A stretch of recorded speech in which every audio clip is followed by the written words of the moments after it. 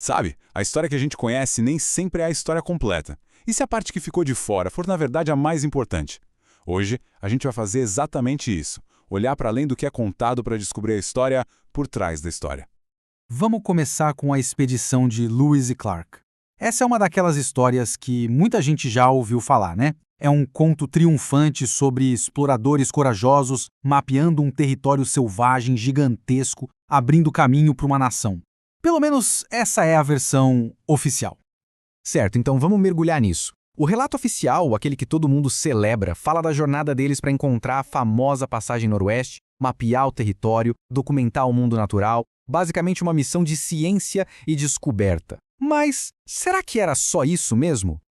Pois é, por trás dessa fachada toda de busca científica, existia uma agenda completamente diferente. Um objetivo secreto, que, digamos, não era para todo mundo saber. A chave para entender isso está numa mensagem confidencial. Uma mensagem do então presidente Thomas Jefferson para o Congresso.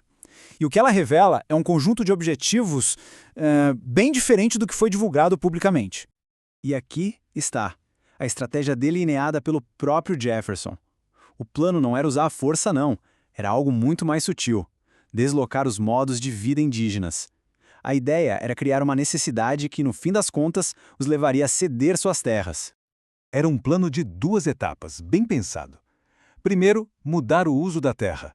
Fazer com que grandes áreas, antes essenciais, parecessem supérfluas.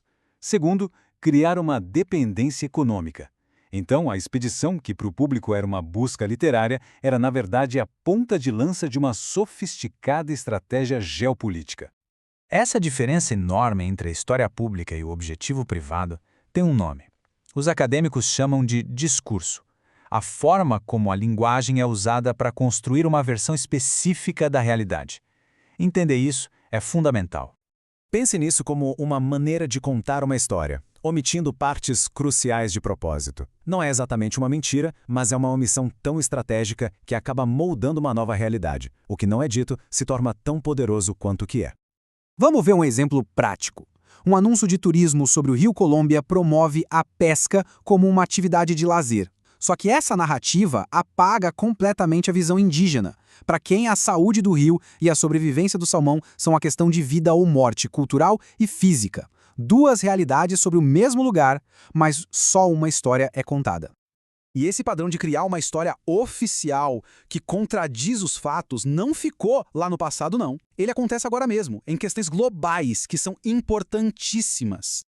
Quando o desmatamento na Amazônia disparou, o discurso oficial do governo brasileiro da época enquadrou as críticas internacionais como um ataque à soberania nacional, uma espécie de mentalidade colonialista.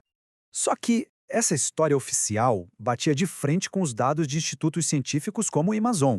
Em janeiro de 2020, por exemplo, foi relatado um aumento de 74% no desmatamento em comparação com o ano anterior. 74%. É um salto gigantesco. Fica claro que o discurso oficial e os dados, bom, eles contavam histórias bem diferentes. Então, o ponto crucial aqui é o seguinte: quando a gente olha para além da história oficial, não encontramos apenas motivos ocultos. A gente encontra mundos inteiros, ricos e complexos, que foram simplesmente ignorados. A narrativa popular muitas vezes reduz o papel dela a uma assistente prestativa, quase como se fosse uma personagem secundária nessa grande jornada masculina.